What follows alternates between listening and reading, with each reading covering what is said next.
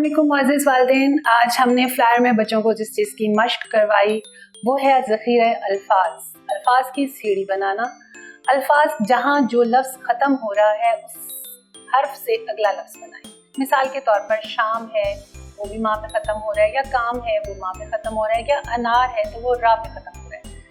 अगर हमने एक लफ्ज़ बच्चे को दे दिया है तो वो जहाँ जिस हर्फ पर ख़त्म होगा बच्चे से हम यही कहेंगे कि इससे अगला लफ्ज़ जो आपके ज़हन में आ रहा है उस हर्फ से बनता हुआ उसको लेकर आएं, उसको लिखें भी, बताएं भी।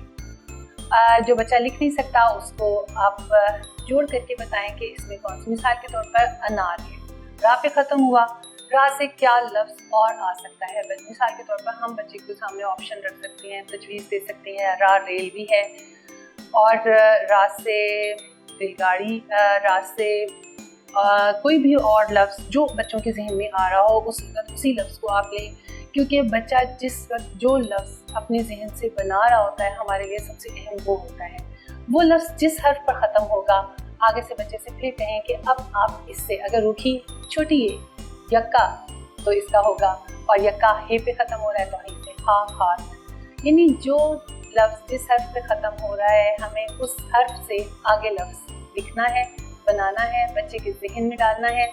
बच्चा खुद से अगर लिखने की कोशिश करे तो बहुत अच्छी बात है, और उसे खुद से ही लिखने दिया जाए। जहाँ वो ना लिख सके उसे जोड़ के ज़रिए ज़रूर बताएं, ताकि बच्चे के अंदर उस लफ्ज़ को जो वो बोल रहा है उसे लिखना भी आए।